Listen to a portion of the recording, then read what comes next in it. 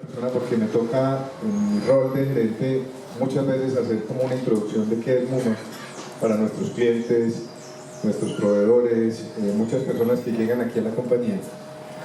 La verdad, Pacho, bienvenido.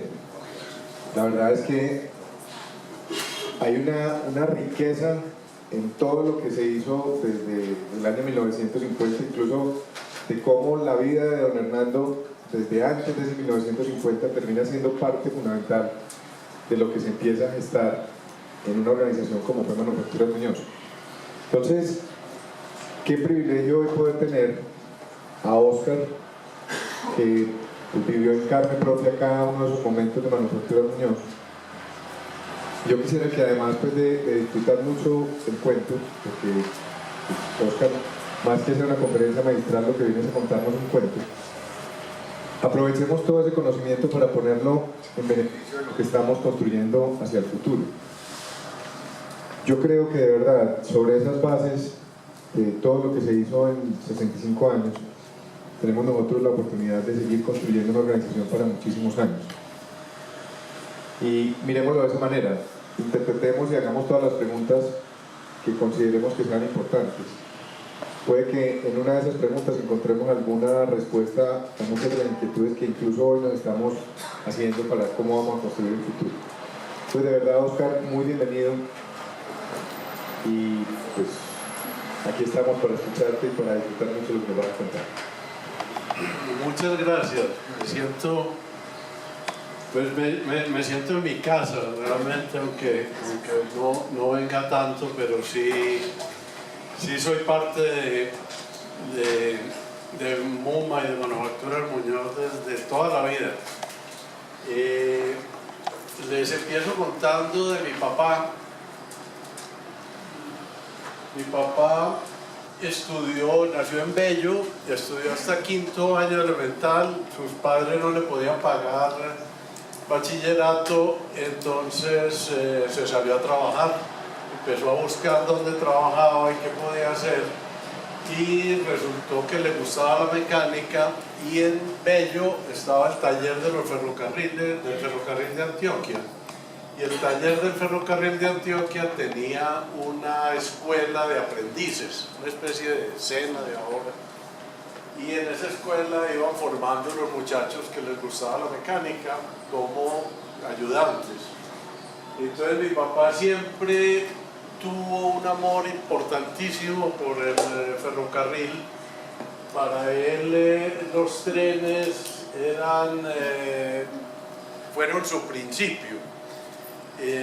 Inclusive él decía que era jubilado del ferrocarril cuando le preguntaban cosas de forma jocosa. En este taller tenían una maquinaria espectacularmente buena para la época.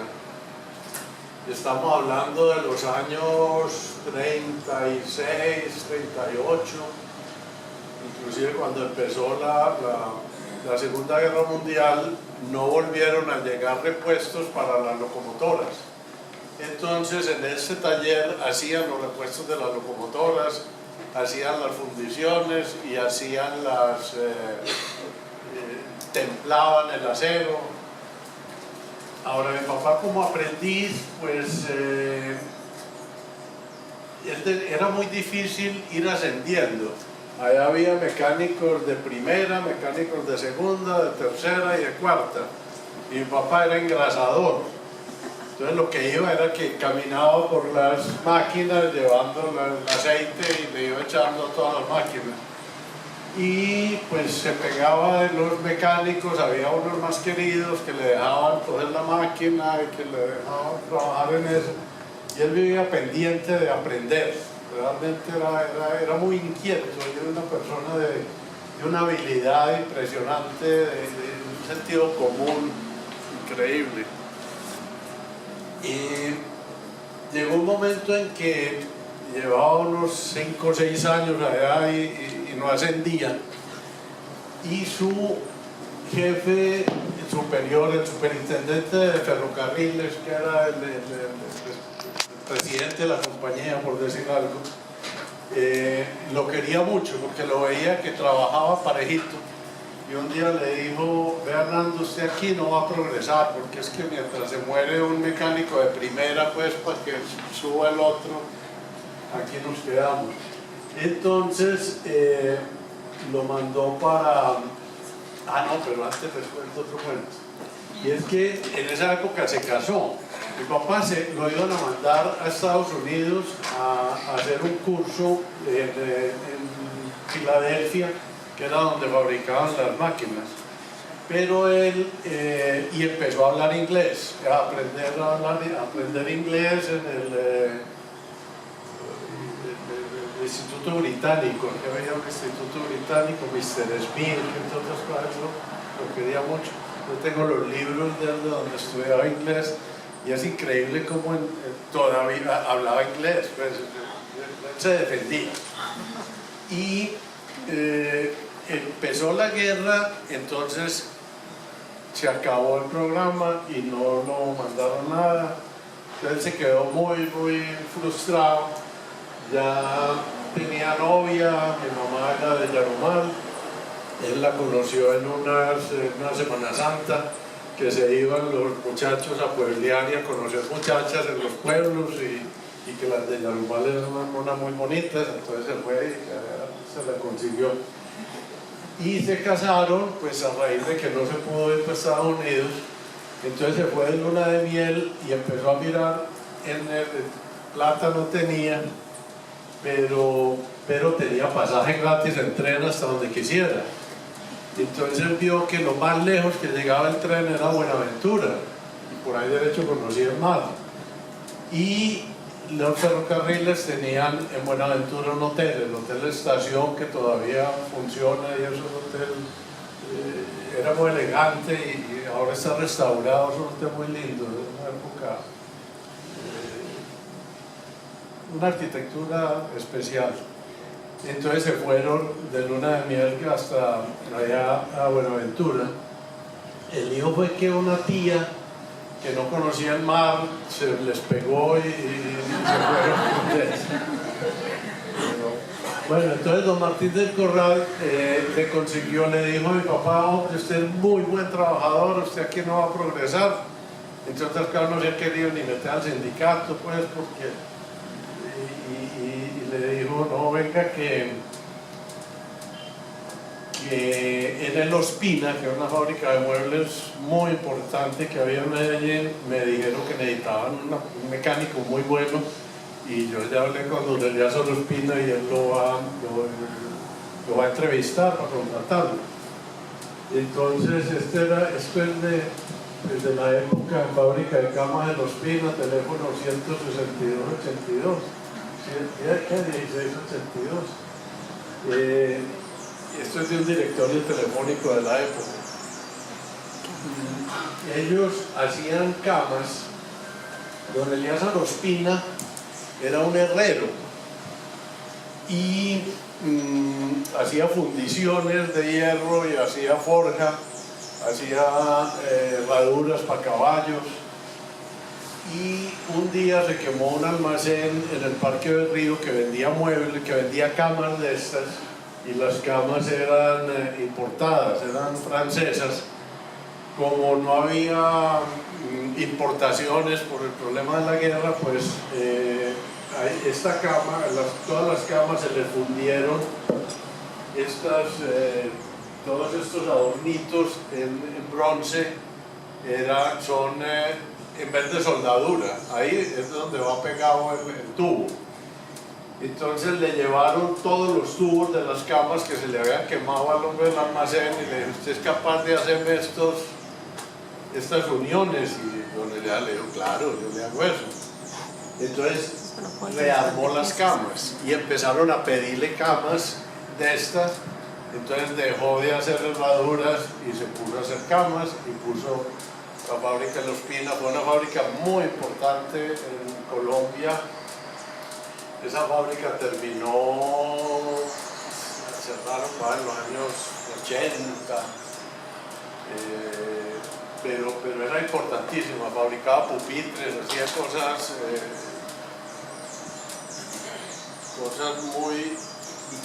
Y con los Ospina consiguió mi papá que le dieran una casita en San Cristóbal. Allá vivimos cuando estábamos muy de niños en una finquita saliendo para San Pedro. Estando trabajando mi papá en el Ospina, llegó a ser jefe de personal, jefe de taller. Trabajó unos 8 años en el Ospina, no, como 6 años en el Ospina, y se quería independizar. Era un hombre de vuelo, de mundo, él quería más cosas. Entonces, pero no tenía absolutamente plata. Resulta que al lado de mi casa, pues ya nosotros estábamos más o menos de entrar a la escuela, entonces nos vinimos de San Cristóbal, porque allá la escuela era rural, a vivir a la América. Y en la América, entonces nos matricularon en la escuela Cristóbal Colón, a Javier y yo, los mayores, y las niñas, esas sí se fueron para el colegio de las monjitas que había por ahí cerquita.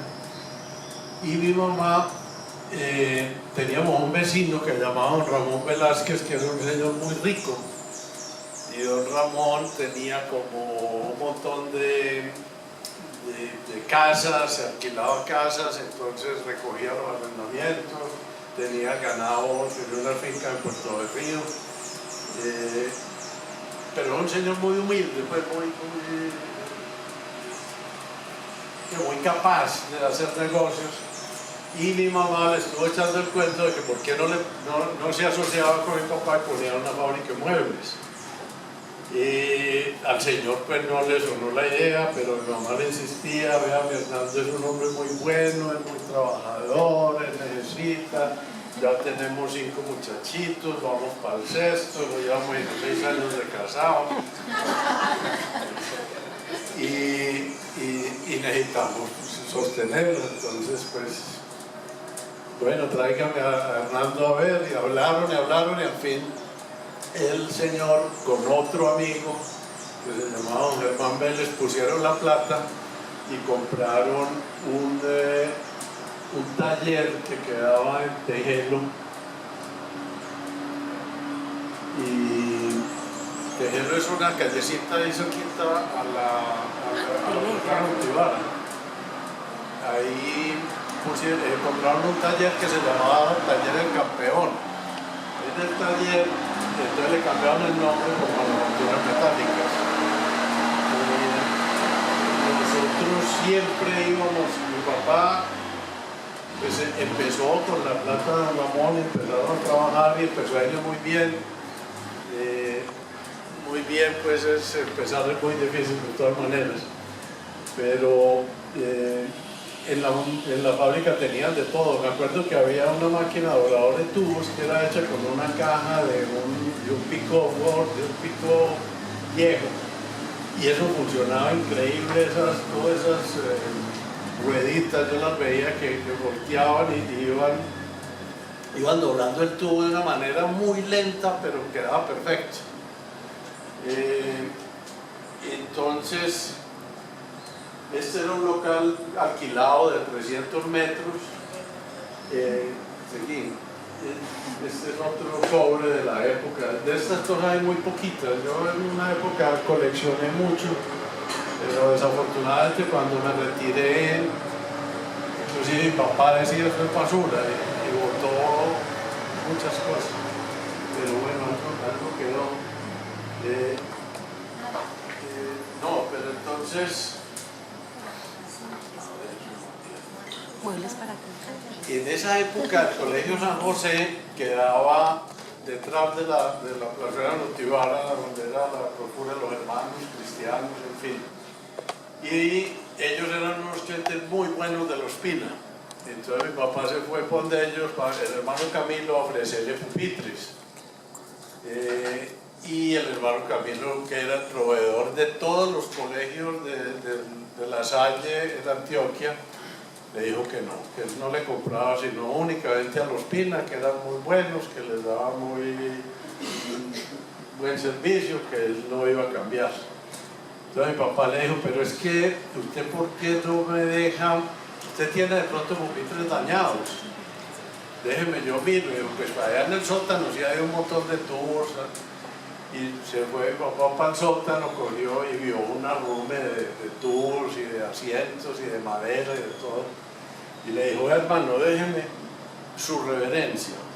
Déjeme, yo le arreglo esos pupitres y se los traigo, déjeme, ¿usted qué va a hacer con eso? Eso es para botarlo. Entonces el hermano le dijo, bueno, lléveselo.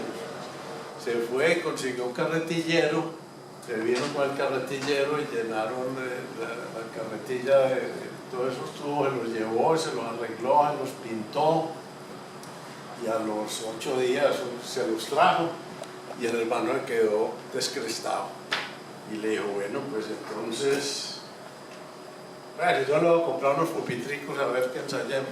Y eso hacía en los colegios de las monjas, se iba para la presentación, a todos los colegios de las monjas y de los hermanos, y empezó así, arreglándole las cosas que tenía.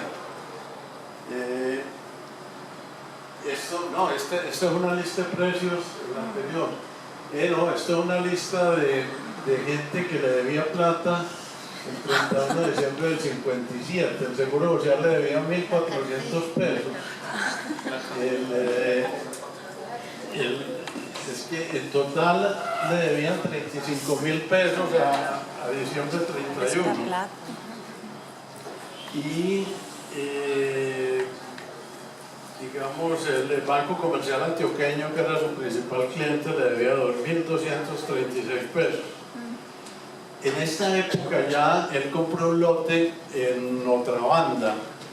Otra Banda era donde estaba la fábrica anteriormente, en Colombia, al frente de Almacenes Éxito, que en esa época era el CIAS, un lote de 3.700 metros cuando él venía de un localito de 300 metros. Ahí, en esa lote, hizo una ramada y se consiguió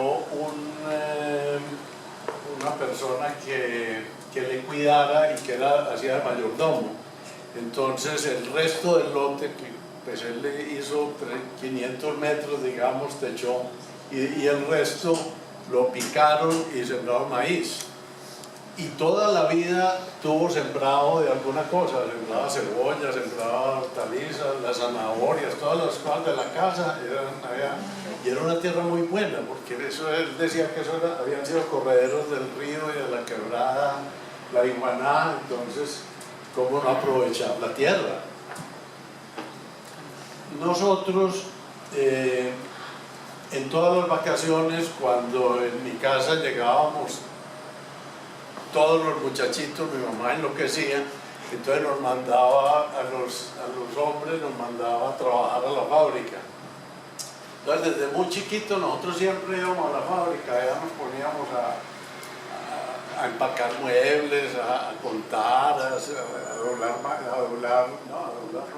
a pulir madera, a hacer cositas, pues. Pero le coge uno mucho cariño a la empresa y la siente completamente cuando la ha vivido.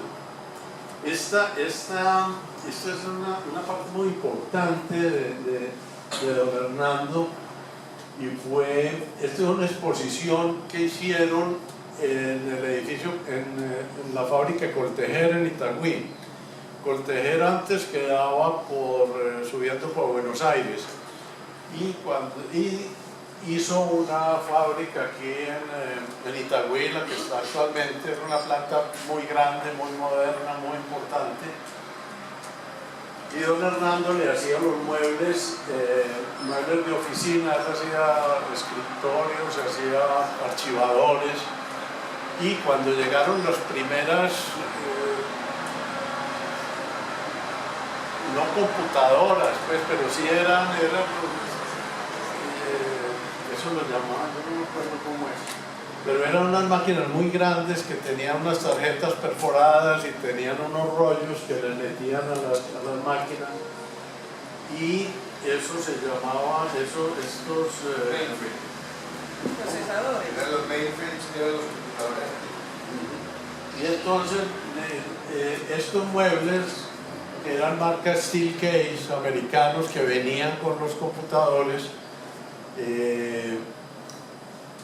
don Hernando cuando los vio le dijo al gerente del banco: yo soy capaz de hacer eso, y le dijo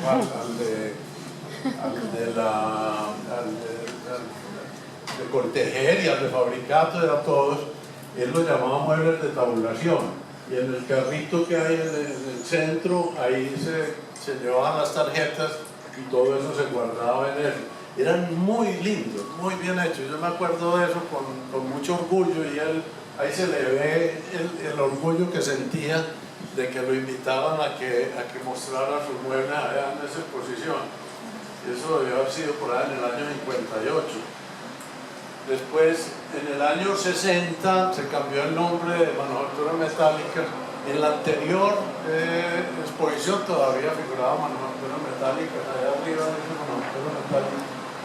Pero Manufacturas Metálicas, cuando fueron a registrar el nombre, no se lo registraron en la Cámara de Comercio, porque era absolutamente genérico. Pues, manufacturas y metálicas. Entonces la empresa se conocía como Muñoz, el señor Muñoz, don Hernando Muñoz.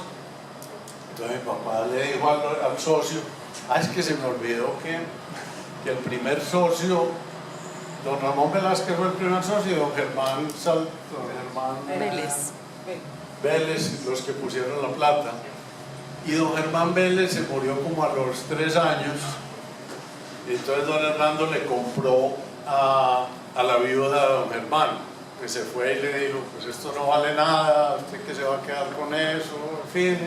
Dijo: sí, a mí no me interesa. Y el señor tenía plata, tenía una fábrica de vinos. Entonces mi papá tenía únicamente un socio ya, que era don Ramón, que vivía feliz porque la empresa le iba muy bien.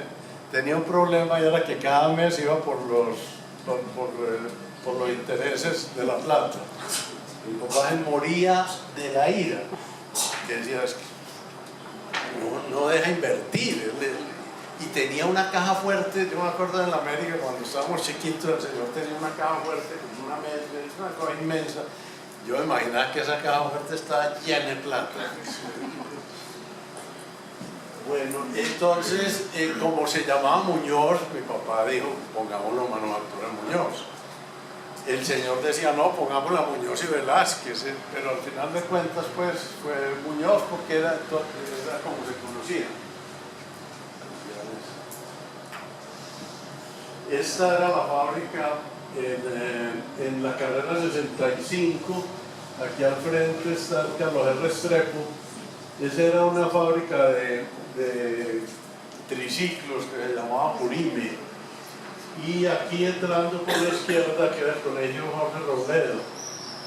Ese aviso, entre otras cosas, lo hice yo, lo pinté yo de una lámina allá en la fábrica.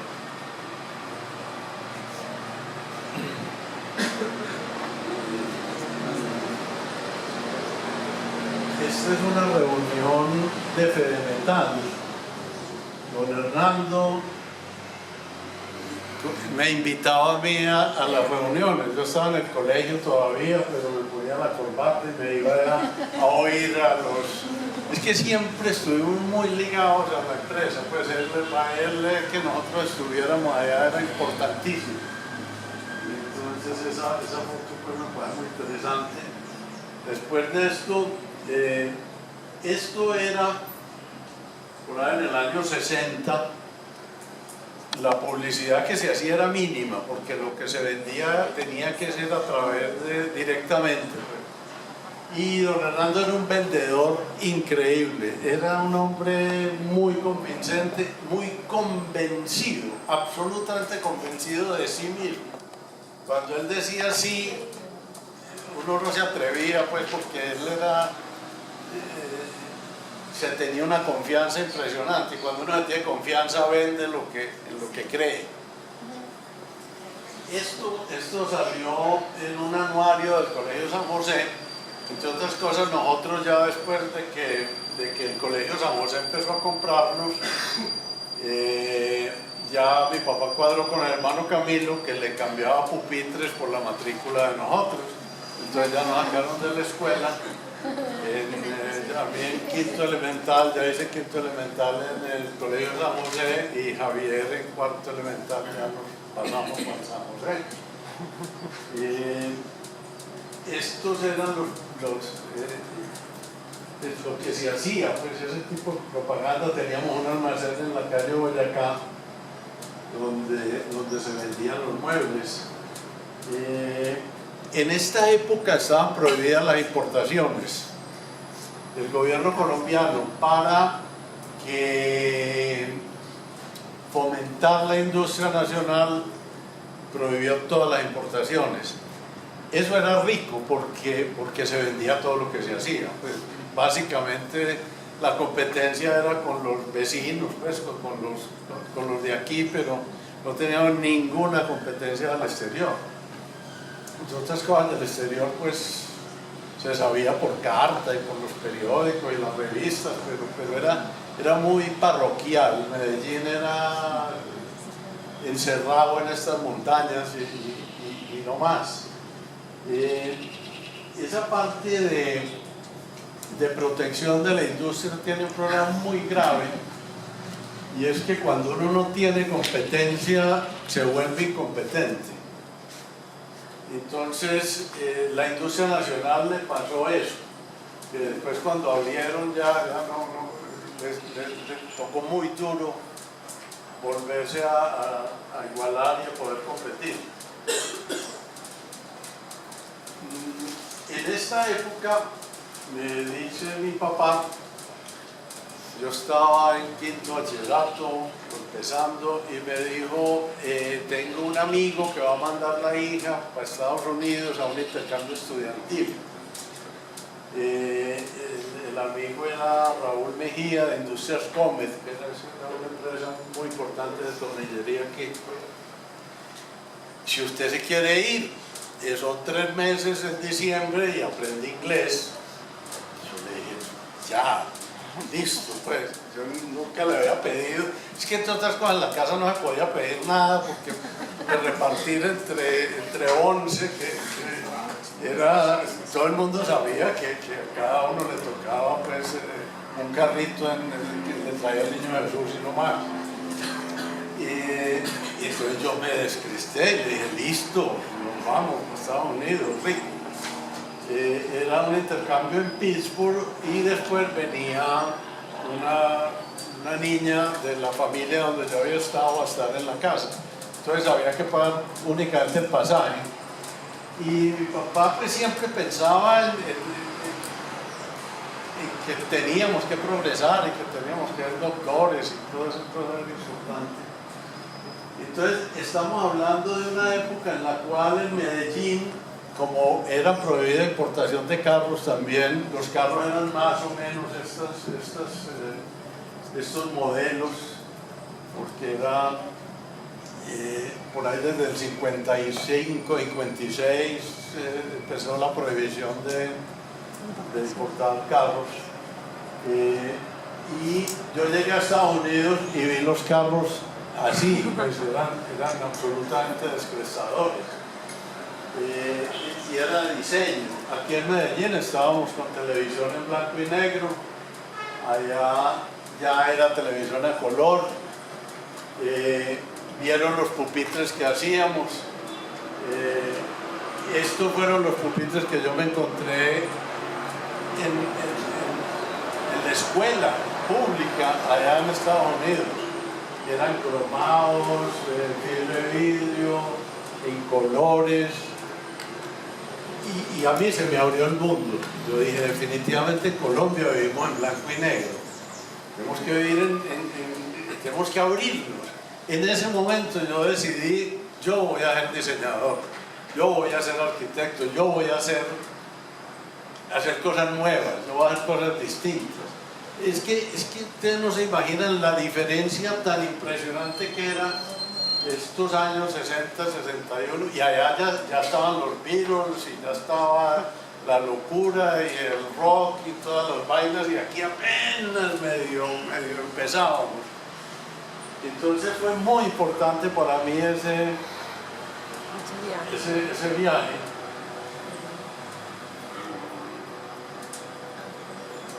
Y ahí decidí que yo iba a estudiar arquitectura, porque no había diseño industrial y los arquitectos eran los diseñadores de los muebles en ese momento. Todos los arquitectos famosos, Alois Ray, todos diseñaban los muebles especiales para sus obras.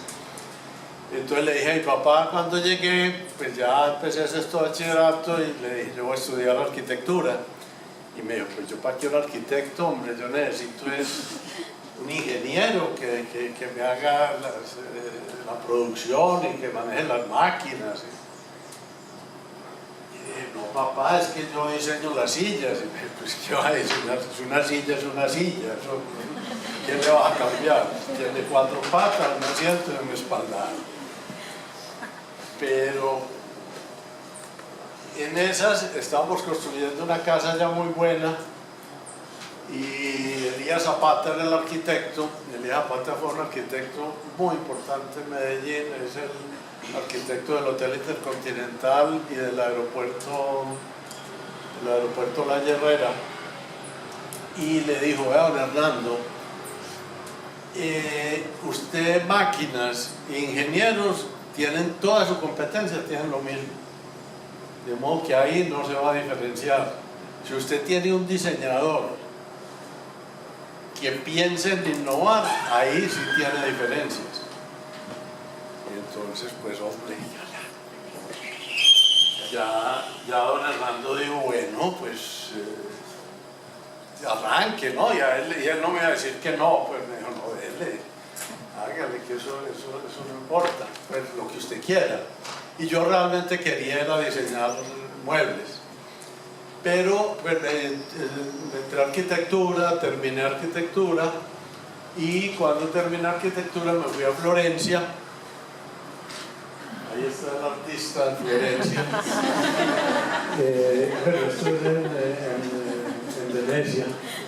Pero me fui a hacer un año de diseño industrial en el Instituto Estatal de Arte de Florencia. Y fue espectacular, fue buenísimo.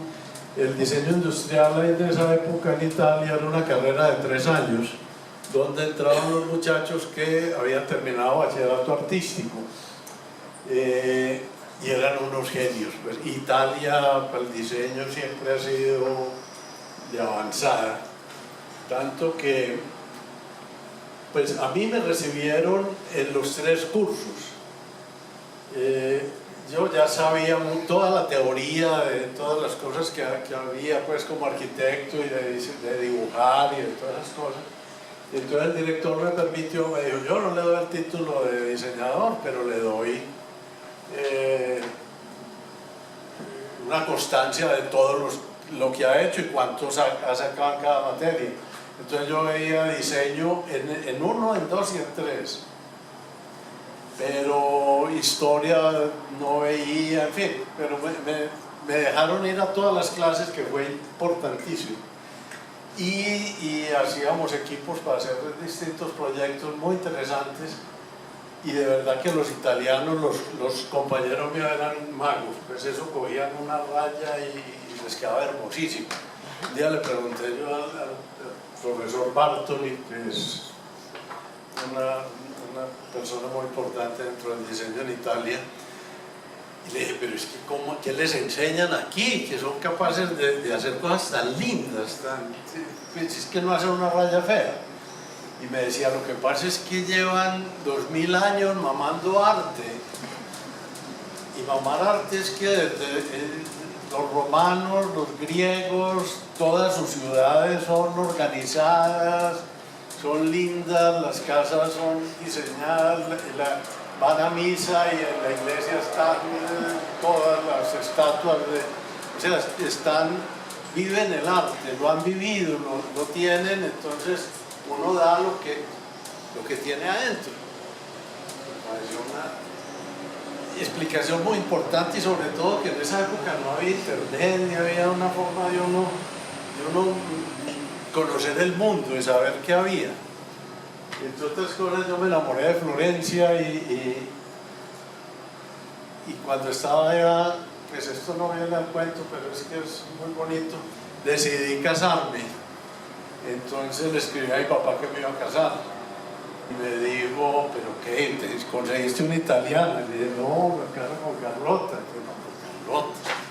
Era mi novia de 5 años, pero yo vivía en Florencia en medio de esas cosas tan hermosas que yo quería alguien con quien compartirla. No es lo mismo uno ver el Miguel Ángel y decirle, mira, a quedarse uno pues. Entonces,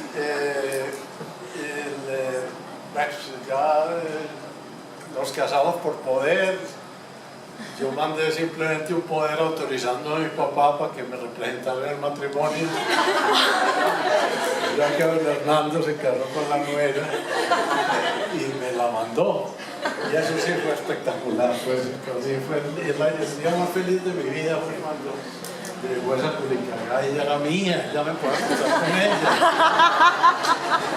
Es que antes no lo podía. Bueno, entonces llegué a Medellín a trabajar en Manufacturas Muñoz. Mi papá no sabía qué ponerme a hacer. Me dijo, bueno, volveré a arrancar a ver. Ahí se hacían estas... este era un catálogo de la época, este catálogo lo pinté yo. Porque la foto era muy cara, yo no sé, pero en todo caso, o de pronto se utilizaba más esto. Esa mesa de dibujo sí fue, cuando empecé arquitectura, diseñé la mesa de dibujo y le hicimos y seguimos vendiendo mesas de dibujo. Hacíamos lockers, archivadores, los pupitres seguían haciendo. Esta silla giratoria sí la comprábamos. Hablando de los lockers, me pasó una cosa muy miedosa. Y es que el hospital mental necesitaba un montón de lockers para los loquitos. Entonces ya mi papá me dijo, pues anda a ver qué es lo que necesita, porque es que no quieren ni el locker de 6 puestos, ni el de 4, Entonces me fui a ver y me dijo, no, es que los lockers deben ser de este tamaño, porque las camisas de los no sé qué, y ahí hay que meter, no me acuerdo qué, pero... Entonces listo, yo cogí, dibujé eso, hice el diseño del locker, dije un locker bien grande para aprovechar la lámina completica, 2 láminas o no sé cuánto, y eso me quedaron unos lockers de 3 metros, grandísimos, un camión para llevarlos, y yo muy orgulloso de mis lockers, los mandamos para Bello cuando llaman por teléfono a la hora y me dicen, doctor, esos lockers no caben por la puerta. Y yo digo, ay, papá, ya voy para allá, ¿no? Llegué allá y apenas medio entraban y después había una escalera para subirlos. Ni modo. Ni eso. Entonces me volví para la fábrica, papá, que no cabe en el locker, hay que volverlo a hacer. Uno toda la vida huevonea, uno que tranquilo. No me regañó, no me dijo nada. Me quedé avergonzadísimo, pues. Entonces, pues yo creo que todavía eso los debieron haber botado de poquito, porque los puse para la fábrica toda la vida.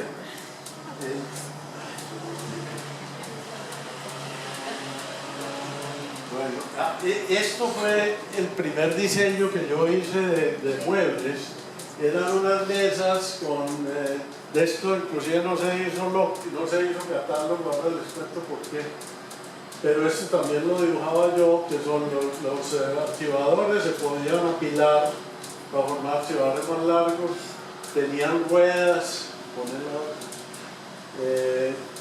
aquí se ve, era una mesa, eran líneas muy minimalistas, de colores, eran naranjados, azules, con las patas cromadas, la silla cromada. Eso era una hermosura de escritorios y de muebles de oficina. Pero eso era demasiado simple, demasiado moderno, digamos, para el momento. Sin embargo, hicimos estas fotos no son nada buenas, pero hicimos una exposición donde más o menos se ven por allí los... Otra vez si se ve mejor. ¿No? Esta exposición fue en el Coliseo Aurelio Mejía, que quedaba en la plaza de ferias al frente de Senú. Y allá hicieron una exposición industrial y yo muy orgulloso. El stand me quedó hermoso, pero muy complicado, porque eran puros planos inclinados y la gente, bueno, y en colores, era una locura. Y mi papá invitó a don Aníbal Palacio, que era el proveedor del Banco Comercial Antioqueño. Entonces lo llamó y le dijo: venga, don Aníbal, le muestro la nueva línea que acaba de hacer el doctor, que acaba de llegar de Italia a estudiar allá, y que esto es lo último que hay en el mobiliario en Italia. Los muebles blancos con color naranja y las patas cromadas y estas líneas, ya se había aprendido todo el cuento, líneas minimalistas y en fin. Y de pronto se pone don Aníbal a mirarlo y le dice: venga, don Hernando, vea, toda la plata que le metió a ese muchacho la perdió. ¿Usted cree que yo le voy a comprar de escritorios naranjados y blancos al banco y azules? Y el banco no es un circo, no. El banco es conservador absoluto, y eso es lo que necesitamos. Y se ponen a hacer cosas de esas. Pues de eso no se vendió nada, y por eso no se hizo catálogo, y de verdad no se vendió. A la gente le parecía rarísimo, y eso en Italia era la locura. Y decía: ¿qué pasa? No era.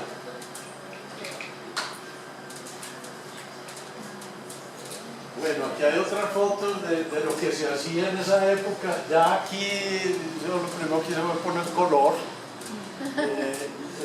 Esto es más o menos, pues es más parecido a lo otro. No eran rodantes los archivadores ni nada.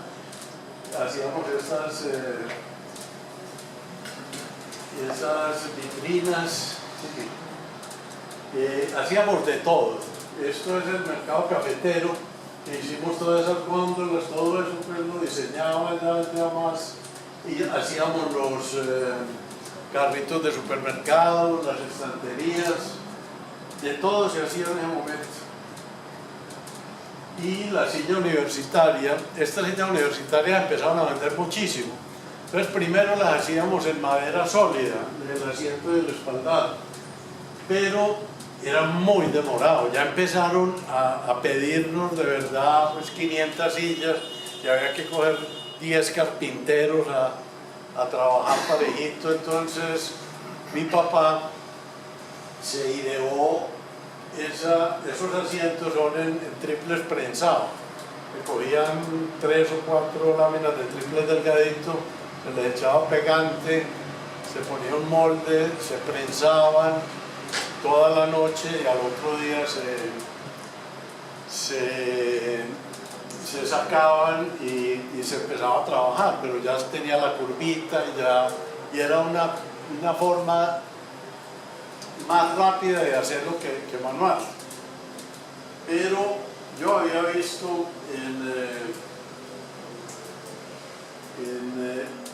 en Europa, había salido ya una silla de polipropileno, la compañía Hill inglesa, de Robin Day, un arquitecto inglés, diseñador muy importante, diseñó la primera silla en polipropileno,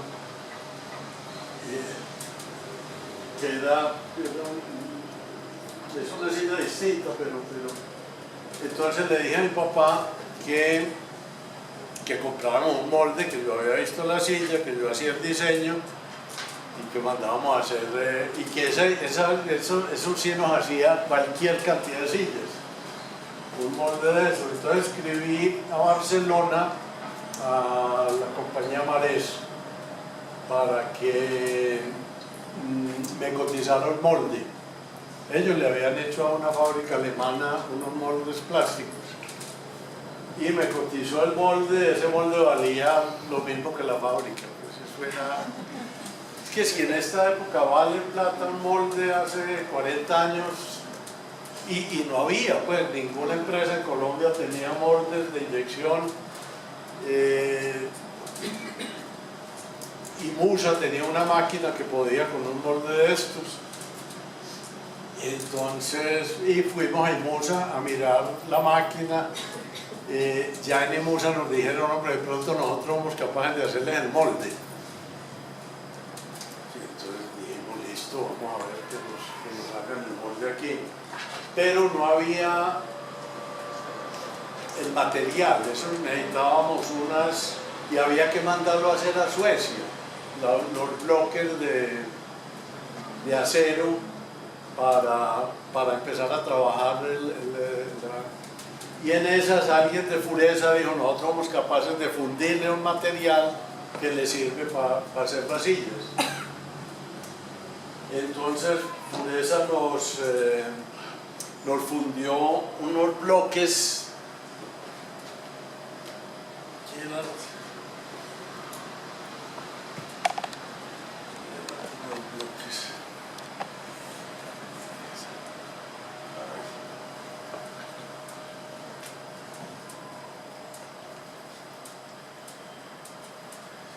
Digamos que eran unos bloques más o menos así, dos bloques, uno así y el otro que venía aquí.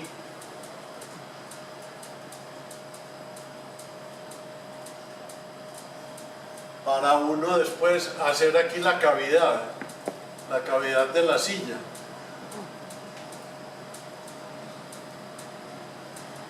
Esa cavidad se hacía la silla pues por el derecho y al revés y después y ponerle toda la refrigeración y la expulsión y todas las cosas. Aquí en esa época de plásticos pues hacían cucharas y baldes y cositas así, pero nunca se habían, yo no sé si esto sí, ay, perdón, no sé si me han oído. O hablo más bien por aquí.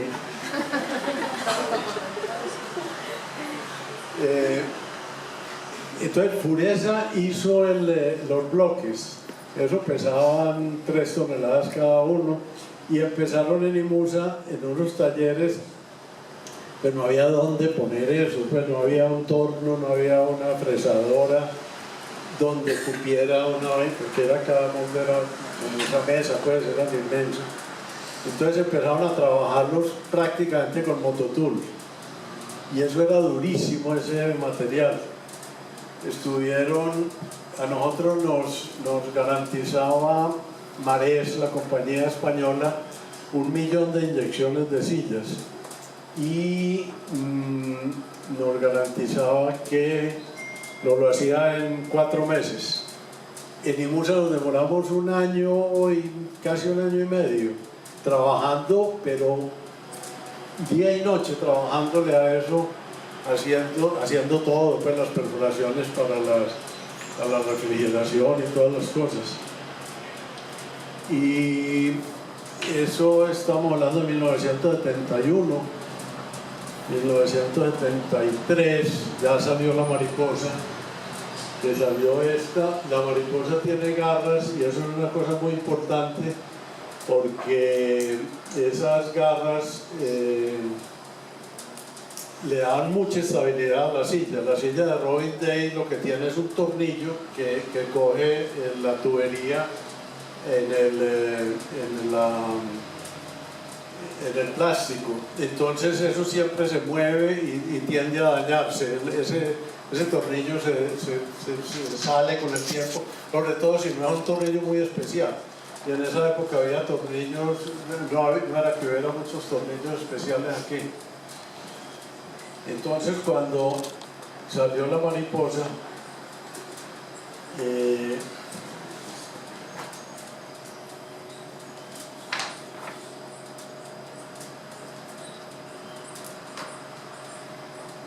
esto se volvió, al principio era muy complicado. Primero, pues ya don Hernando creía en mí cuando me dejó hacer esto, porque es que nos pusimos a pensar cuánto, o sea, yo le dije al de Marés, me dijo, ¿cuántas sillas hacen al año?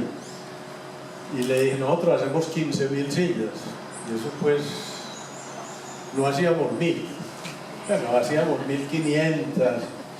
Y entonces me dice, no, es que 15.000 sillas es muy poquito para un molde, porque la inversión es muy grande.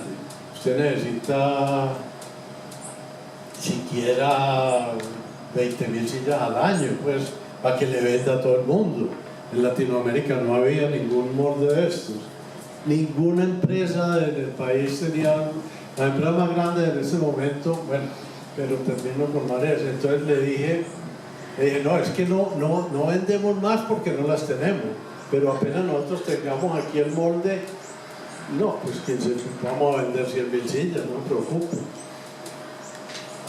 Al final pues no nos decidimos por eso, sino por hacerlas en Extra, en IMUSA, sobre todo porque pues hacíamos el ensayo del mercado, que la gente no estaba acostumbrada, nadie sabía que era una silla de plástico.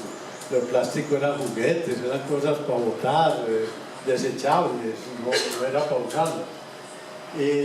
Empezamos a usar polipropileno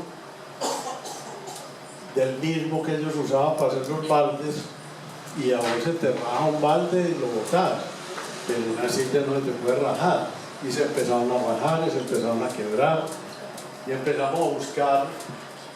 Y nadie tenía la tecnología, no sabían cuáles los vendedores de polipropileno decían, este es el que traemos, entonces vamos a averiguar. Empezamos a hacer, fue muy larga y muy complicada llegar a tener la silla exactamente con la formulación que se quería y con el tratamiento UV para que no se te decolore rápidamente. Y es que como no las conocían y como no sabían de que se podía hacer una silla de plástico, todo era madera o metal, y entonces era más difícil convencerlos. Aquí por ejemplo está el camión de la fábrica aplastando una silla. Eso lo teníamos que hacer. Mi papá tenía 2 clientes importantísimos, que eran el comité de cafeteros y el almacén departamental, que le compraban pupitres. El comité de cafeteros hacía una licitación al año por 3.000 o 4.000 pupitres, y con eso ya teníamos el año garantizado en el precio. Entonces cuando les dijimos que les íbamos a cambiar la madera por plástico, inmediatamente dijeron que no. El de la almacén departamental nos decía, pero ¿cómo quieren que yo le ponga plástico a unos muchachos que brincan en ellas todo el día? Entonces yo una vez me llevé una de las primeras sillas y la puse así acostada y brinqué en ella y se explotó. No me pasé sitio de sitio.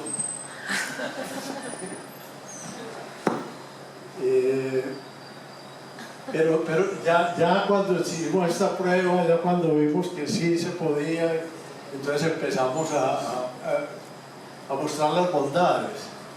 Y el problema era que no era más barata que la silla de madera. La silla de madera la hacían muchísimo más barata. La inyección era costosa, el polipropileno era importado, era caro, no era, pero era muy novedosa. Pues fuimos el primer país yo creo que en Estados Unidos no había llegado a la silla plástica. Fuimos los primeros, los más innovadores. Después, Industrias Extra trajo otra silla, la silla de Hill, de Robin Day, que la sigue vendiendo ahora afortunadamente, porque uno necesita tener competencia, porque si no la gente empieza a decir es que están abusando, es que no tienen competencias. Entonces cuando llegó la Extra, inclusive nos fue mejor, y fuimos muy amigos con Extra y trabajábamos mucho juntos en que las sillas sí eran buenas y que había que manejarlas bien, en fin. Este es otro molde que sí hizo Marés. aquella silla, el molde anterior que tenía el hueco, y ven que esta silla tiene el hueco ahí, que entonces la cosa era para, pues yo lo diseñé para que fuera más fresco y fue un enredo para que fuera suficientemente estable y resistente, pero sí no funcionó. Este molde, el molde de Imusa empezó a fallar por ahí a las 10.000 sillas, 10 o 15.000 sillas, empezó a dañarse, el acabado no era muy bueno, la silla tenía un torcidito que yo siempre lo veía, aunque la gente no lo veía, pero uno cuando diseña sabe, y tenía un torcidito que no era bonito, pues comparado con las sillas importadas, afortunadamente no había sillas importadas. Pero eso, digamos, en este momento teníamos como competencia IMP, que era la fábrica más grande de muebles de Colombia, Muebles Palmira, aquí en Medellín estaba Los Pina, Manufactura Libertad, Artecto en Bogotá había varias. Todas esas empresas se acabaron, todas, cuando empezaron las importaciones y empezaron las cosas, se quedaron, no solamente, yo creo que una de las causas es no haber innovado, se quedaron haciendo lo mismo. Inclusive el Banco Comercial Antioqueño me quebró, porque no los quiso comprar, no, por su mentalidad.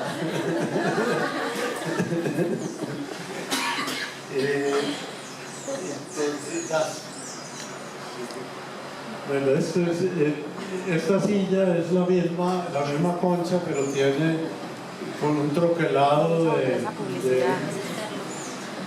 de perforaciones como para hacerla distinta, llamada tropical. Y la pongo ahí porque mi mamá, cuando vio esa foto de la niña, me dijo: mijo, por Dios, ¿usted por qué pusieron usted esta en pelota? Y no me da pena. Y mamá, pero es que es tropical. Y me decía: vean, ni se ve la silla. A ella le pareció, porque era realmente muy lanzada para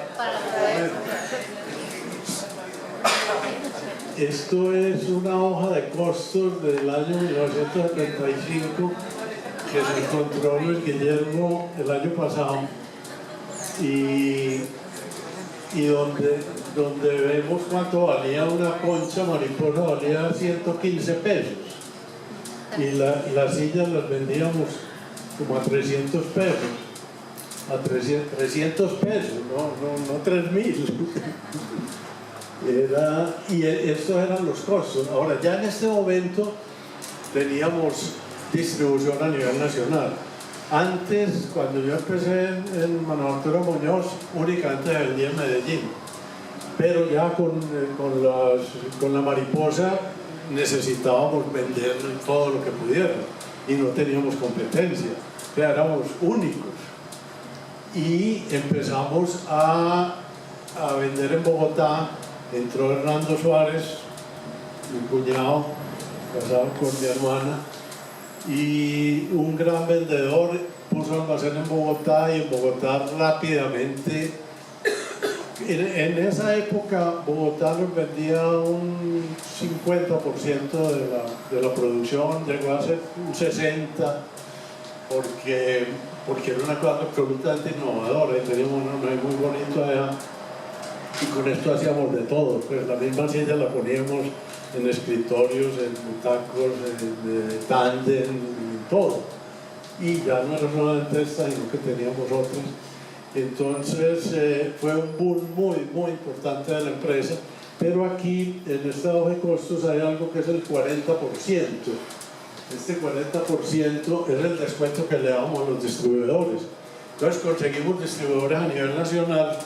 Hicimos un cubrimiento increíble, nos llamaban de todas partes: deme la distribución de las mariposas.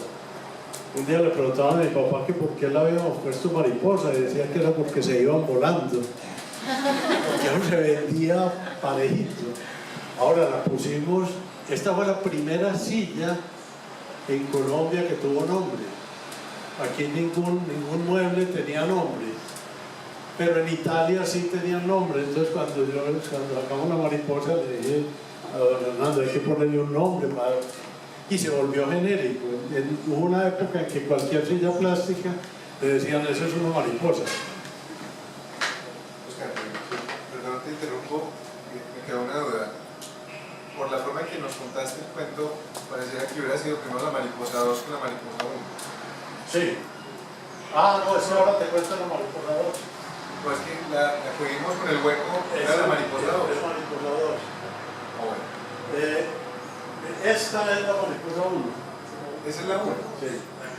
Esa es la primera. Esta es la 2. Lo que pasa es que este catálogo es con la mariposa de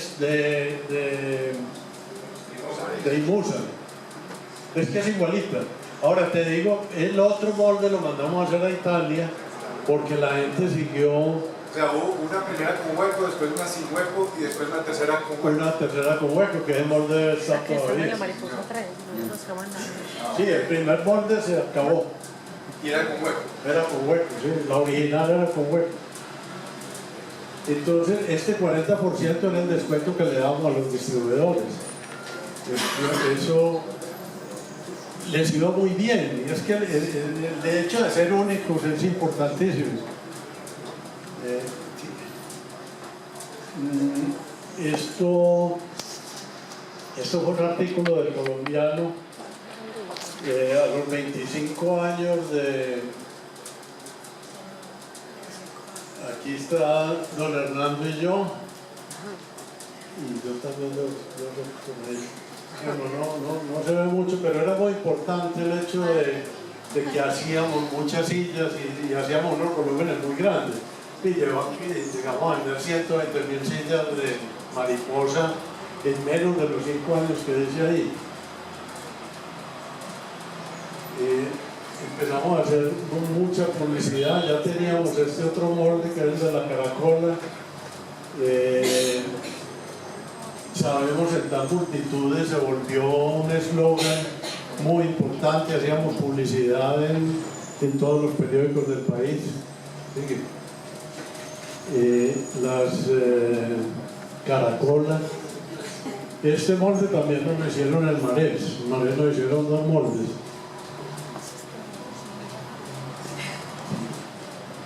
Qué bueno que ahí, Nico, que hables del tema de Eurofilms, que veo ahí... No, pero enseguida hablo de Eurofilms. Que de pronto no están en un orden muy cronológico.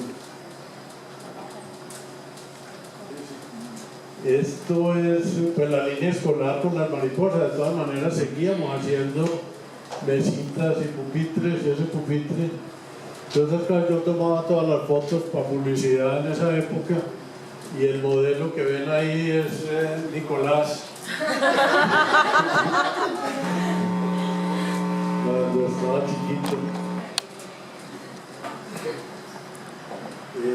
Los butacos también. Entonces aquí tenemos, esta es la mariposa de Marés y esta era la mariposa 1. Pero es que el primer molde, o sea, de sillas mariposa 1, del primer molde de Imusa, yo creo que no hicimos 5.000. Pero en ese momento nos dimos cuenta de que era un negociazo. Entonces ya le dijimos a Marés, bueno, háganos el molde y sabíamos que lo podíamos pagar perfectamente. ¿Las inyectaba quién? Imusa nos inyectaba. Pero de pronto en esta época ya se había pasado Extra. Extra trajo el molde de ellos para hacernos competencia. Y nos fuimos con ellos porque Extra tenía una máquina más grande. Y le dijimos, bueno, ¿por qué no nos inyectan? Y me dijo, listo, no hay problema. Pues si nosotros no habíamos problema en que ellos inyectaran las dos. Ya cada uno le echaba el cuento a su cliente. Esta sillita es la silla Silín, que fue un diseño que lo hizo prácticamente Blancache, mi hermana.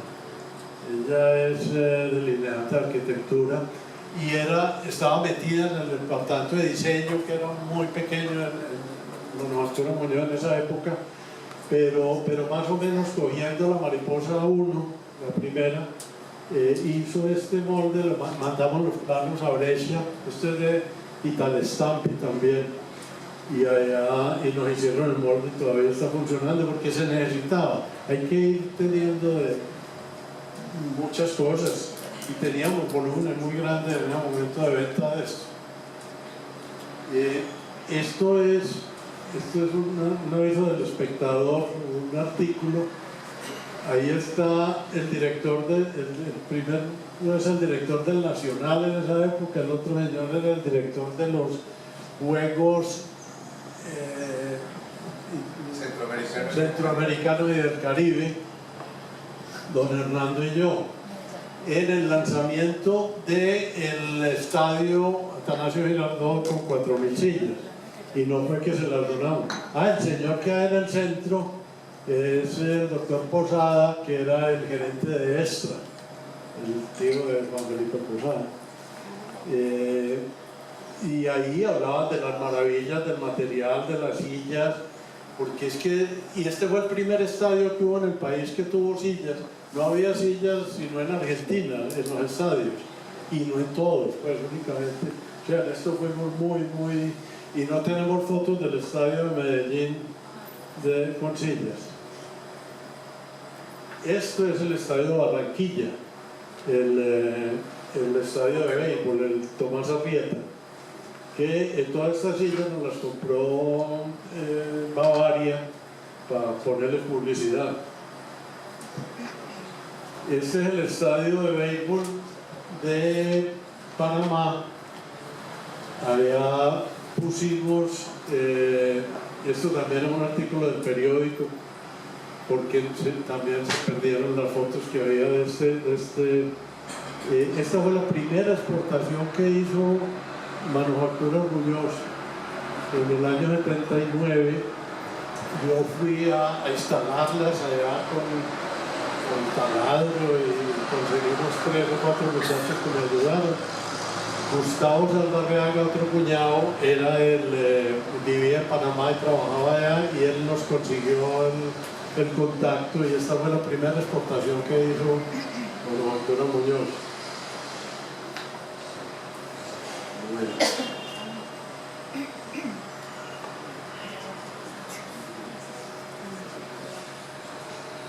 Bueno, esto,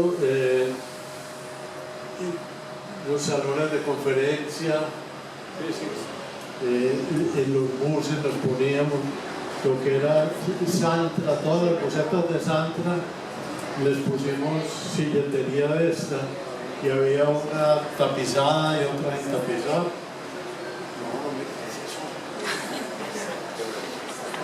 Algo así.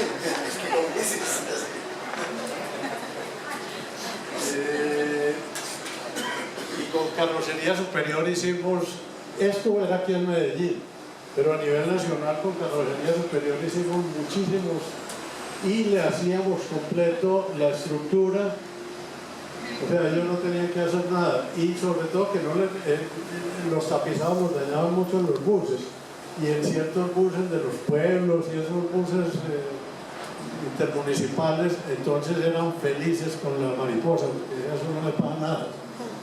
Les mandábamos el herraje con la estructura, nos mandaban el plano del bus y le hacíamos eso. De eso hicimos muchísimo.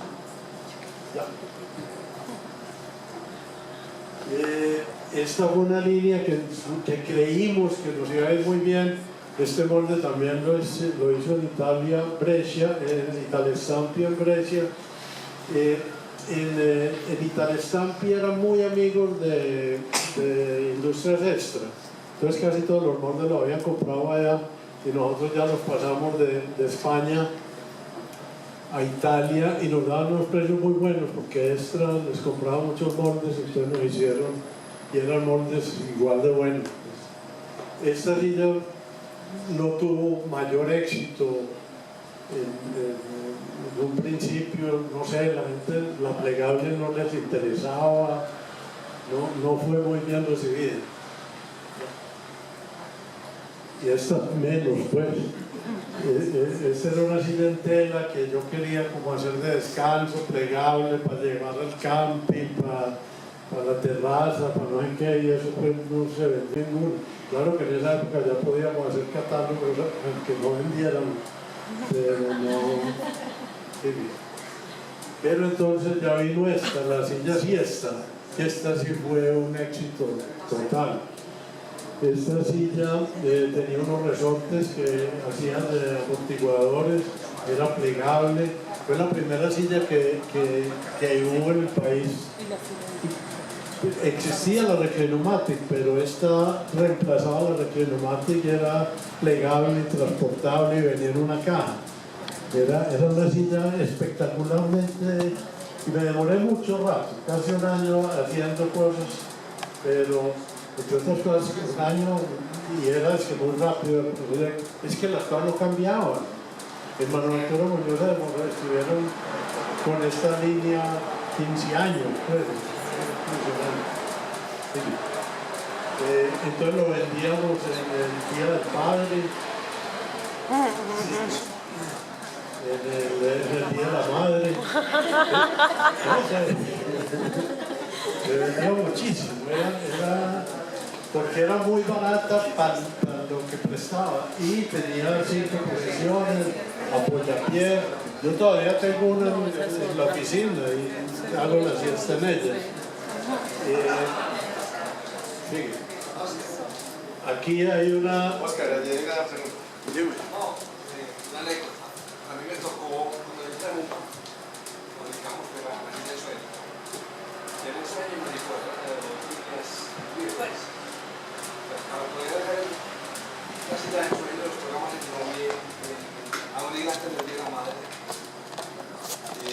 hacer una producción muy grande de mariposas. Porque la planta, todas las máquinas, hacemos lotes de 1000 sillas. Y todas las máquinas se dedicaban solamente a eso. Entonces adelantábamos 3.000 o 4.000 mariposas para poder tener existencia y que no le pagaran las ventas. Pero fue una silla muy exitosa.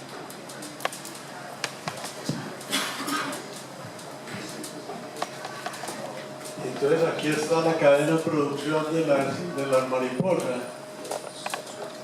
Ese es Libardo Henao, que era el que manejaba la parte de ensamble.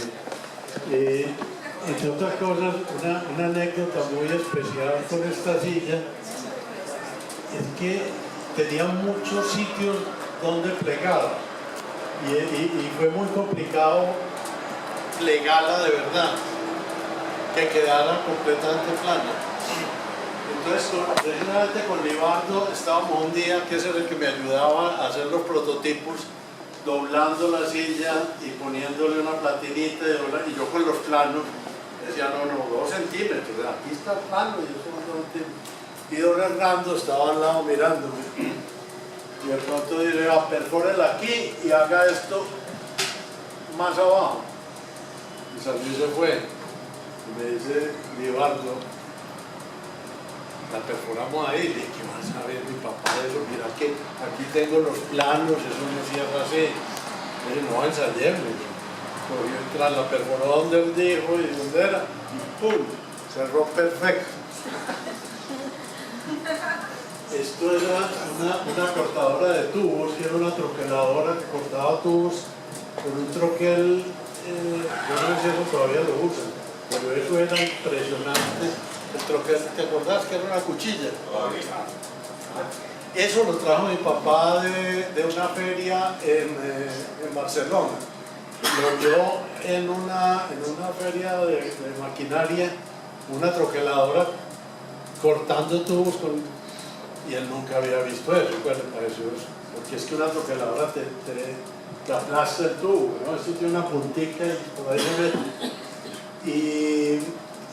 Y le dijo al tipo, ¿cuánto vale ese troquel? No, señor, no lo puedo vender, me lo tiene que vender. Yo lo espero hasta que se acabe la feria. ¿Y cómo lo va a llevar? Yo me lo llevo. Peleó con mi mamá porque la maleta ya pesaba, pues, entonces los regalos para los nietos. Pero pagó exceso de equipaje y se lo trajo. Y eso fue una maravilla. También teníamos...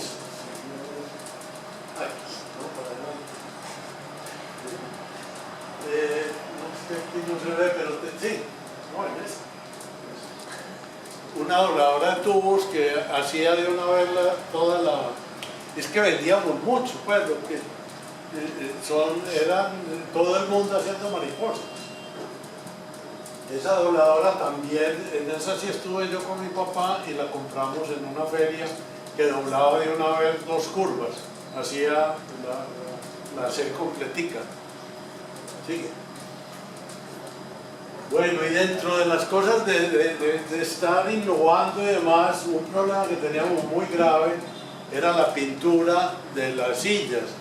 Teníamos una cabinita de pintura, ya la pintura tenía que ser horneada, entonces metíamos el carrito, lo sacábamos, pues la pintada era absolutamente complicada. Yo vi en esa época en una revista que habían inventado la pintura en polvo, en Italia, sí, en Italia. La revista que leí, y me fui para Alemania a la feria de Hannover, una feria de maquinaria muy grande, a buscar una planta de pintura, y en Alemania no la pude encontrar, y le pregunté a todo el mundo, a todos los fabricantes de cosas, y no había como ferias tan especializadas pues que ahora hay de cada cosa. Estamos hablando de hace casi 40 años. Y entonces me fui a Italia donde unos amigos que tenían una pizzería. Estábamos en la pizzería y fuimos a la pizzería y nos dijeron, no, está cerrada porque mandamos pintar los muebles. Y me dice el tipo, es que ahora hay un sistema nuevísimo y ellos le quitan la pintura con sandblasting y la vuelven a pintar con una pintura en polvo plástica que es espectacular. Eso todos lo estamos haciendo. Y le dije, ¿quién es el hombre que yo vengo? Estoy detrás de él. Entonces era el señor explorador, lo llamó, fue, me llevó a la fábrica y me dijo, listo, yo le hago su planta de pintura como quiera. Era un proyecto muy grande, eso llegó en 7 contenedores la planta de pintura.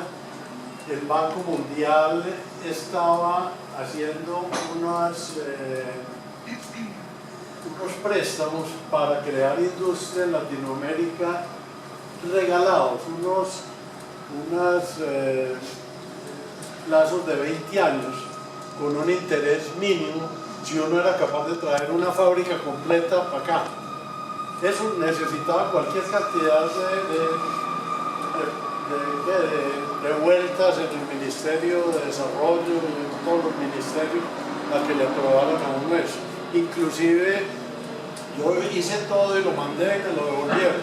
Y llamé a Bogotá al ministerio y le dije, bueno, ¿por qué me lo devuelve?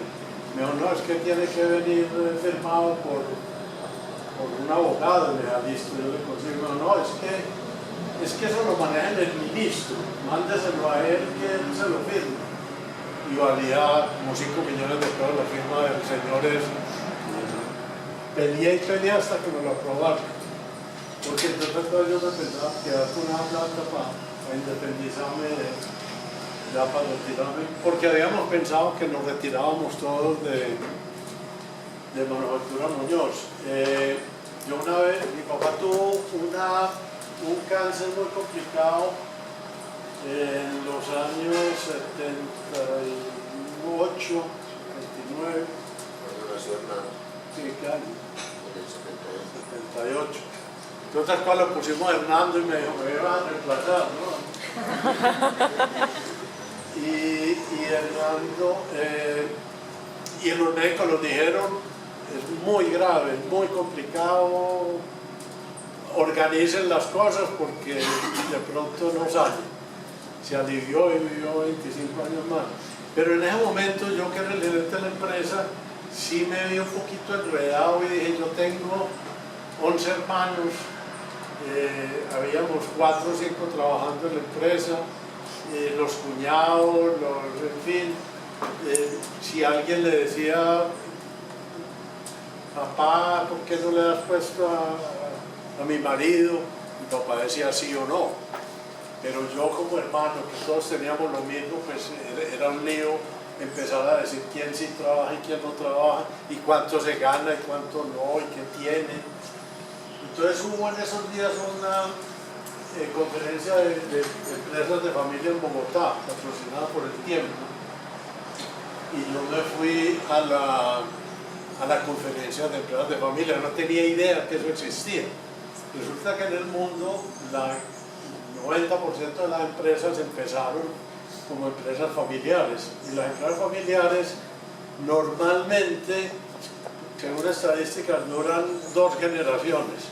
A la tercera generación se disuelve. Entonces, para los gobiernos eso es un gasto muy grande de que una empresa funcionando, que dé empleo, que cree bienestar para el país, se acabe. Entonces empezaron a idear la forma de que esas empresas continuaran en el tiempo. Entonces empezaron a estudiar cómo funcionaban los negocios de familia y cuáles eran los problemas que tenían, y cuáles eran problemas de plata, que eran problemas de los primos, de los sucesores que no estaban preparados, que el dueño se creía dueño y señor hasta que se moría y el otro era. Entonces yo le enseñaba a mi hijo a manejar mi empresa, pero él se quedaba sentado en el asiento de atrás, y yo manejando, y le decía, mire bien, pues, para que sepa cómo maneja. Resulta que así no es, hay que ponerlo a manejar el carro para que aprenda. Entonces, bueno, todos esos cuentos, y me pareció muy importante. Hablé con eran unos españoles los que dictaban la conferencia, hablé con ellos y les conté el cuento nuestro, y somos 11 hermanos, éramos como 8 familias ya, y nos dijeron, pues una de las ideas es que no trabaje ninguno, porque es que es muy complicado tanta gente ponerla de acuerdo, y quiénes sí son y quiénes no. Y le conté a mi papá y le encantó la idea. Me dijo, listo, que cada uno arranque por su lado y que vea qué hace. Y desde eso pues se fueron retirando, primero Hernando Suárez, después Carmencita, Blancache, Pedro Pablo, que también trabajó ya muchos años. Y yo fui el último ya que organizar las cosas para salir. Bueno, y entre otras cosas, una de las cosas que yo quería era montar una empresa de servicios, no solamente para Alquimuebles, para Muma, sino para todas, y digo Alquimuebles porque era para todas las empresas del sector, realmente, porque era una planta demasiado grande y muy productiva en ese momento para lo que se tenía. ¿Sí? Esto fue una sensación. Esta planta fue la primera que hubo también en Latinoamérica. En esto también éramos únicos. Lo que decía Juan Camilo ahora de ser único, realmente eso fue una de las cosas importantes de Manufactura Muñoz en la innovación. Entonces esto se llamaba Duro Finish, que era el acabado perfecto, le decíamos, y a sus órdenes Romney, o sea que aquí ahí estaban pintando unos rines de carros.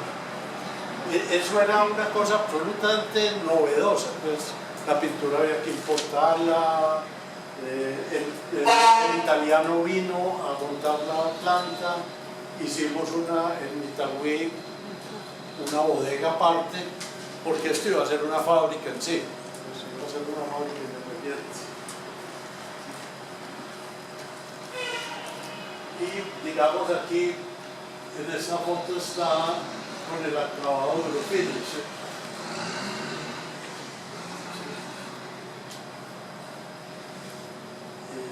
Hablando de publicidad, nosotros, no, hablamos de publicidad. Bueno, aquí seguimos pues con las mismas cosas de publicidad, sabemos en multitudes, pero realmente era el único producto que había. Cuando yo me retiré de Manufactura Muñoz, dejé a Luis Fernando Zapata, que era entre otras cosas hijo de Elías Zapata, el arquitecto que que le dijo a mi papá que metiera diseño a Manufactura Muñoz. Él es diseñador industrial y él diseñó algunas cosas de estas. Pero desafortunadamente el gerente no veía la necesidad de eso, es que se vendía tanto y a uno cuando le va muy bien eso es pésimo, pues, porque cree que no necesita hacer más y menos por la evolución que ya estaba llegando en ese momento. Y en esas llegó Rimas y empezaron a vender sillas a 5.000 pesos y la gente dijo, no, pues ahí es. Entonces todo ese mercado que tiene Rimas ahora, o que tiene Rimas hace 20 años o 30 años, era nuestro, pero nunca, y ya cuando se reaccionó a que cambiáramos a ese tipo de sillas, pues vimos que ese no es un mercado para fabricantes de sillas, sino para inyectores de plástico. Entonces hay un montón de cosas conexas que hay que tener en cuenta cuando uno ve para dónde vamos, qué es lo que va a hacer en un futuro. Y digamos 4 o 5 años después de que yo me retiré, que empezó Rimas duro, la mariposa se fue para abajo del todo. Y ahí les tocó otra vez empezar a buscar cosas y fue una época muy difícil mientras se recuperaba el mercado, mientras se innovaba.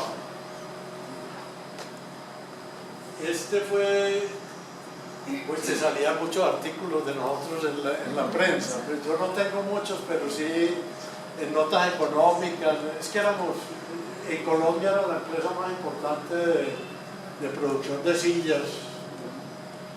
Entonces aquí, pues, una cosa que me llamó mucho la atención y que me quedó aterrado es que dice que la empresa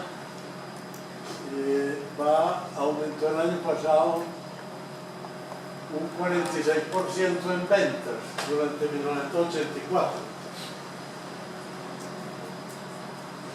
Es increíble que una empresa aumente el control. Yo no sé si diría yo mentiras ahí, pero es una mentira muy grande, pues así sea un 30%. Y hablaba de que yo me iba a retirar de la empresa y de que ya presidía la empresa Echeverri, que era Luis Fernández de Echeverri, era presidente de la Junta y fue el que me reemplazó a mí. Bueno, sí. Este es un stand de la Feria de Bogotá, que es una foto que debía haber estado antes, pero es importante. Nosotros, muy ligero, cuando salió la mariposa en los años 75 o 76, nos fuimos para la Feria de Bogotá a exponer estas sillas. Y una de las cosas que hicimos fue que había un pabellón, el pabellón metalmecánico era de Fedemetal. Nosotros estábamos afiliados a Fedemetal y le prestamos 200 sillas al pabellón. ¿Ya? Allá la gente en cada stand alquilaba su silla. Pero nosotros hablamos como era de Fedemetal y nosotros éramos importantes, don Hernando era muy importante ahí. Entonces quedamos de que todos los stands de ese pabellón tenían sillas mariposas blancas y eso fue una sensación. Fue impresionante cómo eso multiplicó, porque es que en ninguna parte tener, yo no sé, 10.000 personas que vayan con capacidad de compra y que vean un producto nuevo, porque era absolutamente nuevo. Mi señora que está ahí era la que nos manejaba los stands en esa época. Mi papá la quería mucho y ella era muy entusiasta y muy vendedora y le encantaba manejar los stands. Bueno, sí.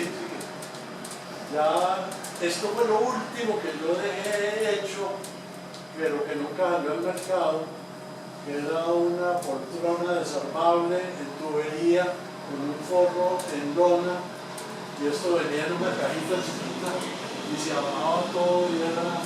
De eso hicimos muchos prototipos, inclusive todavía tenemos en las fincas, pero es que se vendía tanto la mariposa que no le pararon bolas a hacer cosas nuevas por un momento.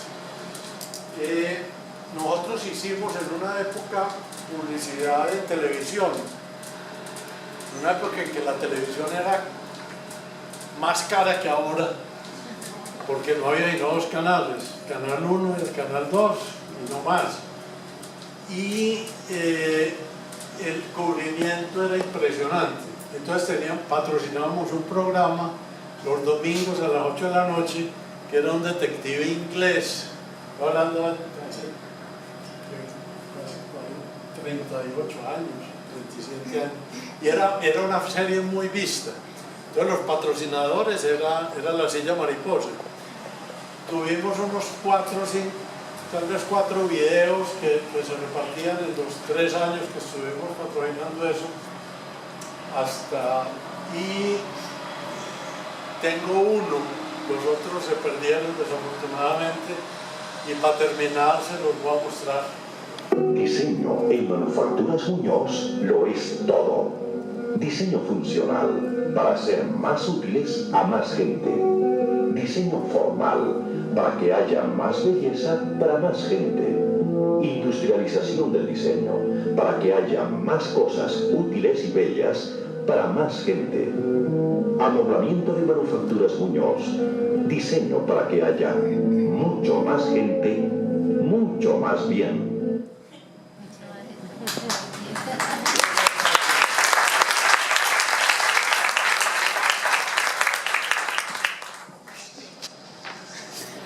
Sí, cansaron mucho. No es que son muchos clientes. Si alguien... Preguntas. ¿Qué pasó con el socio inicial? El socio inicial le compró a mi papá en 1963 o 64. Y muy complicada porque él no quería vender, pues a él no le interesaba vender. Pero no, mi papá le dio 3 casas y al hombre le gustó más lo de las casas, que eran más seguras que lo de la empresa. Sobre todo la empresa ya tenía deudas grandes, él nunca firmaba en los bancos los préstamos, se moría el miedo, decía no, después van allá y me sacan de la casa, yo no firmo. Entonces para don Hernando era un lío, pues no era un socio que sirviera para nada. Pero sí, por ahí en el 62 terminaron y le vendieron.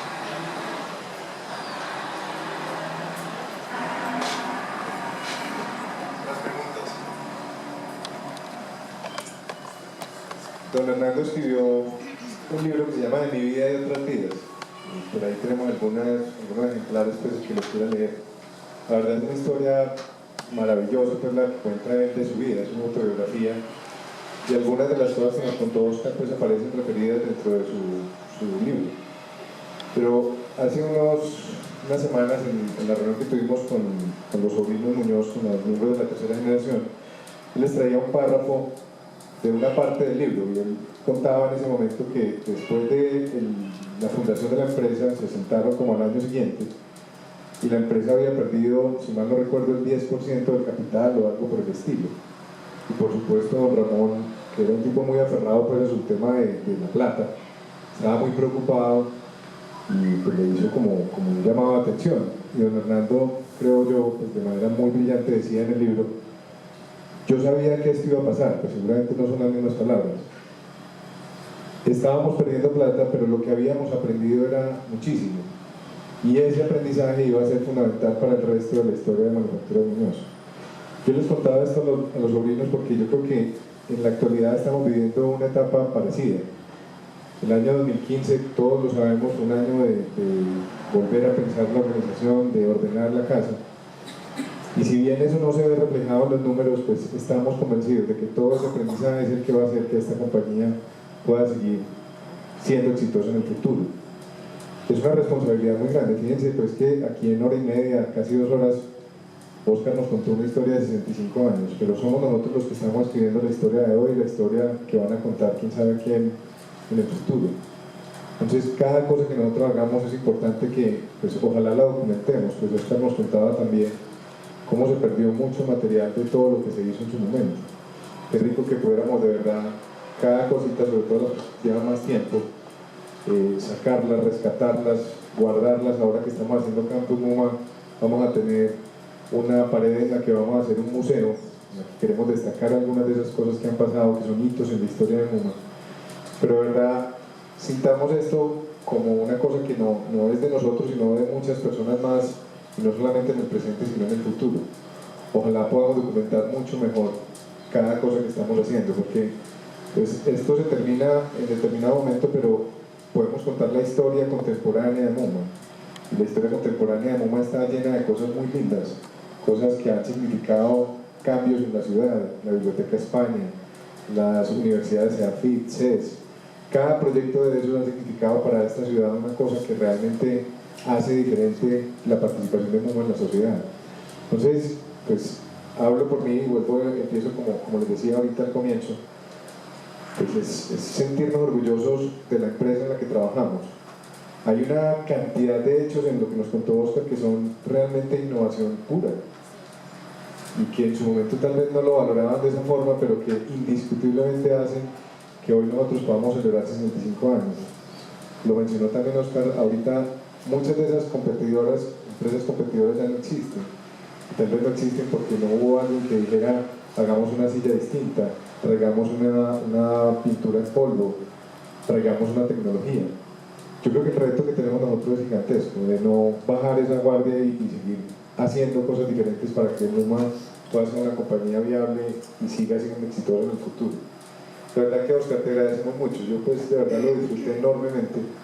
Me encantaría si tienen alguna pregunta, las personas que quieran aprovechar pues que Oscar está aquí, Blanquita, muchas gracias. No, más que pregunta es decirles que yo estoy maravillada y enamorada de toda esta historia y ver que MUMA es una compañía en este momento muy acogedora, pero es encantador escuchar ese argumento como de primera mano. Me pareció fabuloso escuchar todo esto y ver que MUMA ha marcado de eso siempre el punto de innovación. Ahí estemos en una época anterior, pero un referente de innovación todo el tiempo. Gracias, Blanquita. Fíjense también que inmerso en el conversatorio de Oscar, pues, lo mencionó varias veces, la paradoja del éxito. Esta silla mariposa pues fue realmente una cosa loca.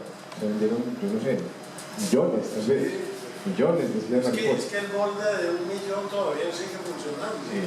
Todavía nos lo piden. En Centroamérica nos dicen, ¿por qué no me manda más tarde el mariposa 1? Pues que es como lo conocemos nosotros ahora. Y nosotros a veces decimos, no, pues es que ya tenemos que renovar. La verdad es que no es ni lo uno ni lo otro, pero es no quedarnos aferrados tampoco a que esa es la única opción, que tenemos que seguir permanentemente creando cosas que el mercado vaya a valorar. Hoy el mundo es más difícil, pues indiscutiblemente, Oscar también lo dijo, pues era una época en la que no había importaciones, esa economía cerrada y proteccionista le permitió a muchas empresas pues, desarrollar un modelo de negocio que tal vez hoy no es viable, porque hoy tenemos competencia pues, detrás de cada esquina. Pero eso nos impulsa también a hacer cosas totalmente diferentes y a que MUMA sea una compañía totalmente distinta. El reto que tenemos, insisto, es grande y yo creo que no podemos ser inferiores al compromiso. Cada uno de nosotros en lo que hace tiene que ayudarle a esta organización a que cada día sea mejor. No sé si de pronto desde producción, Hernando o alguna persona tiene alguna duda de cómo se hacían las cosas en esa época. De pronto Oscar nos pueda dar...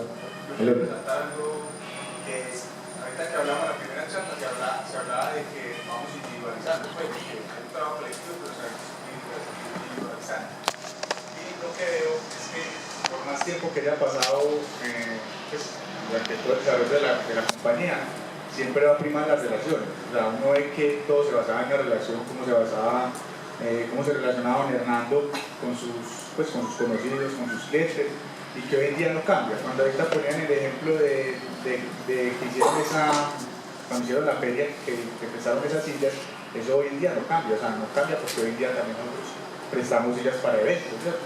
De esa forma es que se sigue bien. Entonces, esa parte MUMA se sigue relacionando y se tiene que seguir relacionando. Así no vaya muriendo un mundo individualizado.